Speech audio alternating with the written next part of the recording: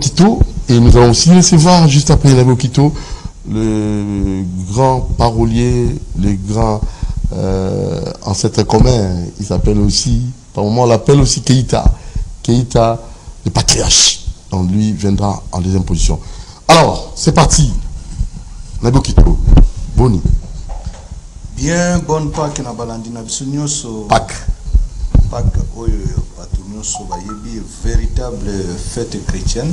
Pourquoi la véritable fête chrétienne Nabio Quito? Oui, ça véritable fête chrétienne par rapport à Noël oyo tobetaka makele le trop ils a fête païenne.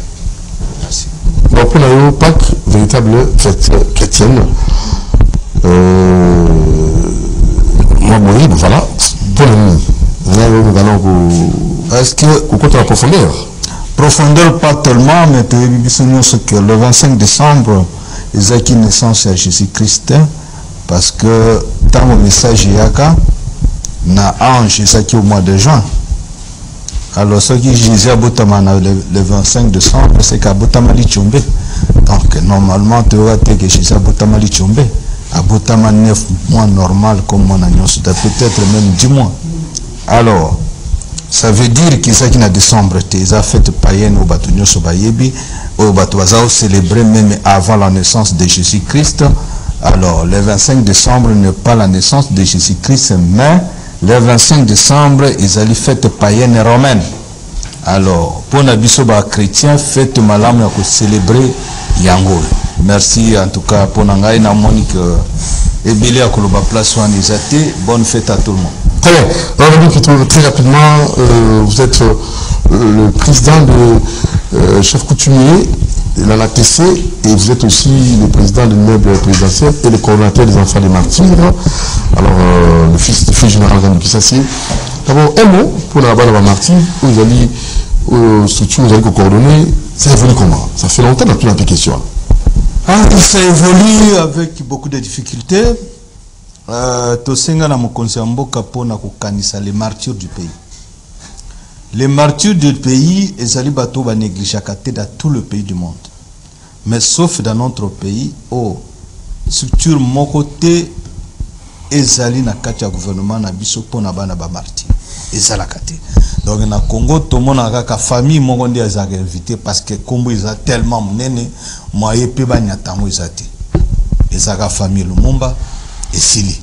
Les restes au monde a donc pour na bana ba martyr to senga cité touristique ya bana ba martyr que gouvernement congolais pour la réparation début à réparation ezali kotonga cité touristique à 62 villas pour na bana ba martyr bato ba kufela mboka. Deuxième point ya mboka na biso ezali que na mboka na biso na tout ça la réparation te. Parce que quand on a évité à tous les croyants, tous les intellectuels, si ils ont ici comme tous un cimetière des inconnus, exact. Importance vous avez. Importance c'est que baïnyo so ba kufa ba boma bango d'une manière d'une autre. Et bazwa kundate. C'est que l'esprit de ces gens traîne dans le désert sous les étapéries. Donc, à chaque fois, beaucoup en honneur, ça veut dire pour son âme se reposer à paix. Mais si ton esprit ne se repose pas à paix.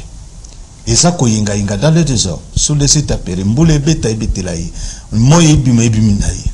sur le plan spirituel, l'approfondissement de la spiritualité en Afrique centrale ou bien en Afrique, to comprena biloko ibeli na ndenge wana kaka ya enseignement populaire. Bato yo ba yebi makambo na bamboka nyonso meka kotambola ba pays ya baninga. Voilà, cimetière des inconnus. Cimetière des inconnus ça là. Alors, na repère ce exemple au Congo. Bisoto awa mutu moko te ayebi cimetière ya maman Onema, première dame oyo akota na dictionnaire na Congo. Cimetière na ye eyebani place ezate. Tozali na maman qui pas vite. Bon, qui maman Onema pour na jeune maison d'abiso. Maman Onema azali Koko oyo à Sala miracle des années 60-64 tant babomi Lumumba à Sala ba miracle belé yenda za osala kisi ya mai so ba betio masasi kotati azai na miroir so atie boloko la TV bozo mona ta makambo zo le kanachela me bozao à l'époque alors abotama pe na libele moko abotama na mabele mibalete libele moko d'où maman nazaki na ba miracle moko somo elle va pouvoir ya makasi ya coutumier makasi azali pe chef coutumier te oh oui abotama na ngo donc botama na ikandingo ndinga botama pe moi sinon ça botama na dessin ye moko na katikati sur le dictionnaire ba kotsa qui est pour là ba traditionnel ba kotsa na kata dictionnaire. Oui, à côté d'un dictionnaire, pour côté d'un dictionnaire, il faut 350 académiciens. Donc, siéger pour la combo. Maman, on aime. Maman, on aime les dictionnaires. Oui, ils allaient parmi ba maman, ba marca Congo. Pour na mona basi awa. Non, bon valoriser basi. Qui pas vite à quand il a fait l'histoire. À Senga Muto a valorisé. Il a yeba y kenaza en citoyen d'un pays. Naza na droit de défendre Mbokananga. Elle en fait défendu son pays à l'époque. Bozwa mwana batu babangi kozwa ta mwana pona dictature yaki na ba Belge batumie na mwana tozui mama onema babomi Lumumba non il s'est révolté ye mulele Olenga général Olenga Nicolas na Simba na Sidikifu ali mutazaki mutosela bango kisi wana bukoko ezaki nde mama onem mais trois leaders mulela auti na ouest na bandundwa Olenga auti na Sankuru Simba auti na Sud Kivu.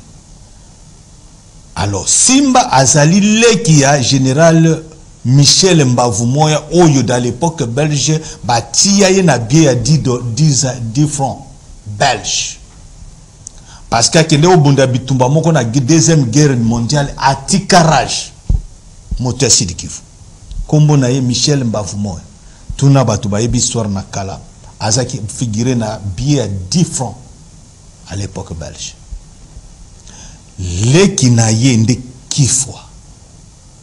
Et descendant na ye lelo nde otozo benga William Amour Yakutumba. Donc ils ont sentir descendance. Alors, biso na famille na biso ozui ngongoli teta. Maman onema. Général Olenga Nicolas, général Ngandu Kisasi. Donc vous comprenez que non, yelo kwangwe zaka ya famille. Vous comprenez? Donc, alors, donc quelle est la question? Cimetière des inconnus sur les alités, conséquences de Namboka. Parce que l'esprit qui traîne dans le désert est sa nature. La nature ne change pas. Quand ces esprits qui traînent dans le désert, ceux qui balembi qui traîner dans le désert, qu'est-ce qu'ils font pour se reposer un peu? Ils sont abrités dans le pour se reposer. Pour y aller à moto, ou faire la place, il y a PMP.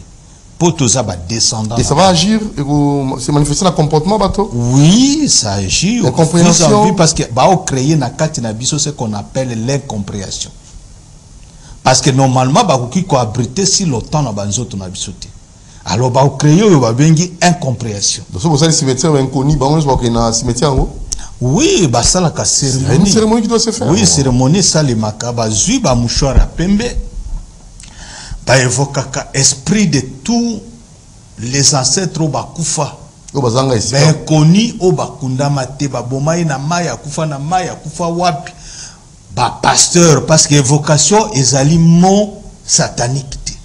Parce que mingi bakate quand on parle de l'évocation mutao kanisa kene comme magie.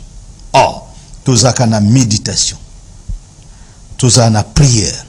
Tozaka na jeûne et prière. Sec à sec. Évocation. C'est parmi ba lignée ya ba prof ya bani. Soko taliba monyo so ba sataniste ba plan. C'est vient de la Bible. Provient de la Bible. Évocation zali drainer de prière donc prière ali kolomakas. Ce bouti n'a pas sec à sec. Na bao basa noction nzambe. Bango basa li nzambe wana nde ba simba ka cérémonie wana. évoquer l'esprit de tous nos ancêtres oyo bazo traîner dans le désert na mouchoir moko boye ba évoquer esprit na bango ekoto na batie na cercueil bakundi. Mais normalement nécromancie, ce n'est pas mauvaise qu'on prier la mort. Non, écoute un peu. Et ça marque enseignement populaire autour limité par le Belge avec missionnaires on a bien des fois criminels spirituels. Là ils nous ont limité, tout le monde a on est oh même pas. Même pas. Zongi la question na pour bato yoka bien pour na zongi la on. Bien, nécromancie. Est-ce que les ali malam ko prier ba mort, vous avez malam? On ne prie pas aux morts. On atterre les morts à paix. Vous comprenez? Alors, l'esprit oye fondamenté, est-ce qu'il ne mérite pas un honneur? Est-ce qu'il ne kundamate? Pourquoi baninga na ba pays na bango basala? Mais biso chez nous on ne le fait pas. Non, je profite directement dans le Camarota là. Même si on lobby qu'on évoquait ou bien qu'on prier les morts. Jésus était venu dans le monde avec combien de missions? Prêcher la bonne nouvelle, se sacrifier, et puis aller prêcher les morts. C'était 3 missions de Jésus-Christ, parce que les gens oublient. Dieu n'a pas oublié les morts à l'époque. Il a dit, c'est lui qui va aller libérer l'homme dans le péché d'Éden. Ce monsieur-là, oui. Celui qui est parti pour libérer le peuple dans les péchés d'Éden, part avec 3 missions. A bengi tous les anges. Nani akokende. Qui a patronné cela, c'est le Père Jésus-Christ. Oh, je m'excuse. Oui. Tozongi lisusu. Tango Nzambe asali réunion na Lola. Alobi, parmi les anges, nani akokende ko libérer l'homme dans le péché d'Adam? Qui présidait? C'est Dieu le Père. Et à la fin, banda obdoité, ange tel okokende te papa na okende te na kangama na mapatanga na okende suste. Et à la fin, qui en va accepter? Papa, moi j'irai. C'est Jésus-Christ. Et puis Jésus-Christ, c'est qu'on appelle la parole. Et Dieu lui dit ceci. Je savais c'est toi qui vas aller. L'aîné de toute création. Jésus-Christ entre dans la création. Colossiens 1,15. Il est l'image de Dieu invisible, le premier-né de toute création. Jésus est le premier-né de toute création. Alors, moto yakoya, aye ko libérer le peuple dans le péché d'Adam. Et quand vous venez dans le péché d'Adam, libérer l'homme dans le péché d'Adam, aye na mission misato. Mission aliboso yakinango, et allez prêcher la bonne nouvelle parce qu'il a dit, j'ai envoyé des prophètes avant vous. Non, ils n'ont pas dit ce que je veux, ils n'ont pas fait ce que ma volonté. Ils ont guimaté leurs traditions et leurs sentiments. Mais vous qui vivez avec moi, prêcher maintenant la bonne nouvelle. Alors rapidement, to kende na bana martyr et ce qui va résoudre les problèmes à bana martyr, mboka pe vous appelez moi qui mien d'une manière ou d'une autre sur le plan spirituel. Papa, au monde Nzambe, Dieu est juste dans tout. Dieu n'est pas Dieu de flatterie ni de sentiment. Vous pouvez prier comme vous voulez. Mais ceux qui bossent dans les principes de Dieu, bossent dans la prière, vain et sans effet. Nous sommes dans un principe. Principe yebani. Dieu a zali pour na biloko nyonso. Est-ce qu'on peut prier les morts? Non, on ne prie pas aux morts. Mais on reconnaît que nos ancêtres étaient là.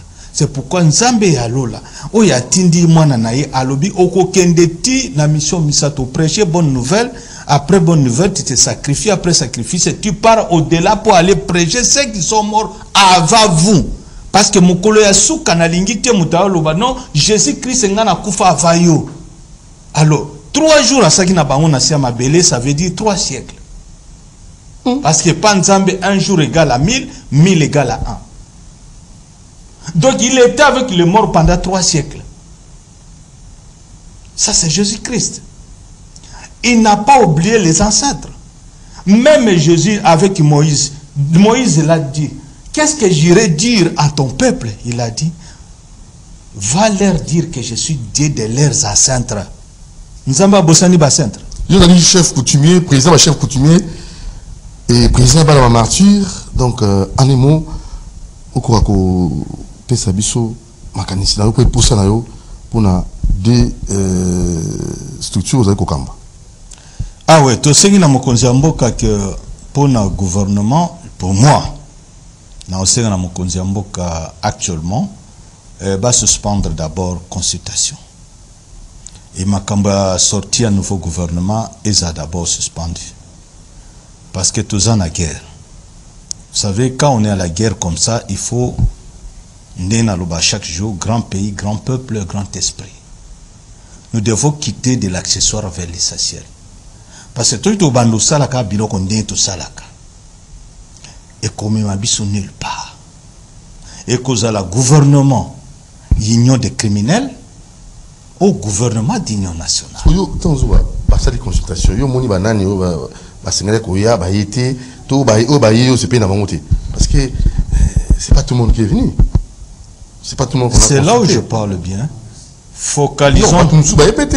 Non, focalisons-nous d'abord avec la guerre. Vous comprenez? Batika premier ministre Azalawana. Vous comprenez? Yes, Mina Azalawana. Mais Somina sa la guerre. Ayo Kambela Nyosa ba wazalendo na ba militaire nini ba osenga kuna. A satisfaire Bango, Bango ba sa la bitumba. To si sa guerre d'abord. Na biso moko ba Congolais nous sommes capables. Mbelo mot d'ordre na pesa ke oyebi ke ba pigibe ma mati déjà ba jano vira. Ah oui c'est bon. Mot d'ordre to pesa na out. Que ba chef coutumier nyonso ya Congo état que président national. Na senga na ba chef coutumier que non bino nyonso bana nyonso bosukola bango maya bokoko. To kufa lokola ndenge bana na biso ba kufi na Goma na Bukavu te. Donc il faut résistance ezala. Ce n'est pas pour rien, Nzamba appelle ça pouvoir na ba chef coutumier. La pouvoir coutumier. Oui, guerre ancestrale. Guerre ancestrale. Nous devons défendre notre pays actuellement avec le pouvoir ancestral. Parce qu'avec la technologie actuelle, le niveau de la technologie actuelle est dans ton comité. Vous comprenez? Ce que l'on peut sauver Congo actuellement, c'est le pouvoir ancestral. Le chef coutumier, le peuple va comprendre l'importance de chef coutumier dans le pays. Donc maintenant que le peuple congolais doit comprendre, Nini est l'importance de chef coutumier na Kachamboka. Avant que l'église soit, c'était le chef coutumier qui était. Avant que l'État soit, c'était le chef coutumier qui était. Les premiers élus célestes. L'explorateur. Oui. L'autorité établie par lui-même, Dieu Tout-Puissant. Vous comprenez? Mais aujourd'hui, avec la politique, on a bafoué toute l'autorité des chefs coutumiers. Les lois, si on va installer, du Sotokina na Manono, Tokuta un chef coutumier na Manono, Zambien. Oh. Il habite Zambie, mais bah, si il investir, il y a bon, na Manono, na Katanga, na Lomolay. Mais c'est installé. Tokuta pe Tanzanien, chef coutumier na Manono. Lomolay, il y a président. Non, c'est pour vous dire que non, bah faut chef coutumier, bah ça là, bah faut chef coutumier pour nous permettre à créer un M23. C'est quelque chose de préparé depuis longtemps. Il faut revoir, hein? C'est depuis longtemps. Alors maintenant, le vrai chef coutumier autochtone, je ne parle pas de ces infiltrés là. Les chefs coutumiers autochtones, Benye Mungini, Biso Banamboka, Benye Mungini, Sisi, ou chef coutumier à Congo, Moge Maji. Côté Ituri, Kachama le gouverneur, excellence monsieur le gouverneur, Sokola Bana Maïkuna, Bakoko Nabiso, Bakoko Batonyoso, Basokola Maï côté Ituri, Walika le Bosokola Maï, Barega, Kimbilikiti, Bosokola Maï, Nakambo, Kimbilikiti, Babembe, Mbondo, Bosokola Maï, Bajene Nyonso, Papa Bazana en forme, Bazana Makasi Anzoto. Boso kolamai biso frère to kendo kanga frère na biso na Kigali so to kebite to keti na Kenya frère na biso ya musika ndenge Laurent Lobaki guerre na biso et cause à la populaire et longue et populaire. Alors pour finir nous disons ceci. na sengi na chef d'état-major général, ministre de la défense, premier ministre, Bosangana, Boye Bandengni ni Bozala tout le temps côté à Est kuna, Bozala mingi présence à chef d'état-major na côté à Walikale, ministre de la défense na côté à Uvira, ba jouer na bango côté ya mboka nini susu Butembo. Vous comprenez? Ba côté wana bazala pona ko motiver pour que besoin nyo c'est nécessaire na ba wazalendo baswa. Très bien. Tolingi kolobate na TVA wa oyo zangi oyo boye za bienté. Mais bango bazala sur place pour que ba requête na bango ba ce qu'il veut pour que ba si sa bango ba lobito kosi di sa bitumba na pété. Tant on appelle ça qui mot d'ordre. Lelo et komi mai bazo mela bazo kufa na mai. Mupepe bazo kufa na bangungi na il diju ba chef coutumier oyo isango ya banyoka. Oso yogi susu munya Rwanda na il diju. Donc ça betoni banyoka. Ah. Olali bo kutinyo kilingi cobra. Ah tu api cobra non. C'est beaucoup côté. Mabele na biso pouvoir ancestral il y a aussi même au continent la personne qu'il faut respecter. Bah principe est non? Oui, il y a des principes, on ne vole pas. Faut y battre. Ko là la moi ça mutute. Ko violer pété. Loi o nazo pesa na ba chef coutumier tant bozo sokola bana mai. Boyo kanga bien na ba chef coutumier nyos ba tonabiso ya makasi nyos. Bo sangana. Tant bozo sokola mai chaque 6 mois. Qui se kozali sili après bazongi sous kosokola. De façon que tolingi qui c'est à l'internet le té dans autres mutu pour ba okoma bango pe ba criminel après. Ça comprend. Chaque 6 mois ba sokoli mai après 6 mois ba ken na front. Tant ba okene na front oyeba ke nazo ibate nazo boma mutu innocenté naza ko violer. Alors bitumba oyo to salaka toujours pouvoir même ancestral et lingi désordre. En même temps, tout ça, guerre, révolution 60-65, 64, na Moulele, Olenga général, le premier Maïmaï, et Simba, yango ba za obenga ba on a époque, Simba Maï Moulele. So obeti kwa kriwa na masase koton na nzote. Yango tozo senga na minute yo, et salima bon. Très bien. Merci Dabio Kito. Le président de l'ANATC, mon chef coutumier, Yeyo, on a un bélibino. Président coordonnateur à la martyr, Yeyo, souci d'Ali, dans la martyr, vous allez valoriser pour couler dans la bango et tcharabu tout l'amboka. Makas. Merci beaucoup, Nabio Kito. Makas. Voilà, on va suivre juste après vous, on va recevoir